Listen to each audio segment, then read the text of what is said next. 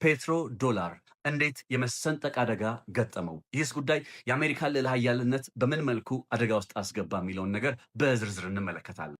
ኢራን በዓለማችን ላይ የአሜሪካን ኃያልነት በግልጽ መገዳደር ብቻ ሳይሆን አደጋ መደገን የቻለችና በዚህ ሰዓትም ባለፉት 80 ዓመታት ገደማ አሜሪካ በዓለም ላይ ታላቅነቷና ጥንካሬዋን አስጠብቃ የቀጠለችበትን ስርዓት ተፈታትና አደጋ ውስጥ ያስገባች አይነት ሀገር ሆናለች።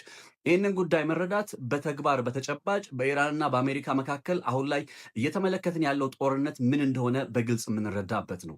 የፔትሮ ዶላር ስርዓት።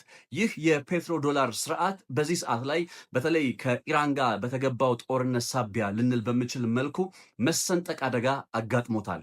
እንዴትና ለምን ይህ የመሰንጠቅ አደጋ አጋጠመው የሚለው ጉዳይ የዛሬው አበይት ነጥባችን ነው። ይህንን ጉዳይ የሚመለከተው መረጃ ማታ 3 ሰዓት ላይ በሬድሲ ፖስት ይጠብቁን። በዝርዝር በጣም ከሚያስገርሙ እውነቶች ጋር ይዤላችሁ ቀርባለሁኝ። ይህንን አሁን ቀደም ብዬ ነገርኳችሁን ጉዳይ ማታ 3 ሰዓት ላይ በሬድሲ ፖስት ስርጭት እንገናኝ።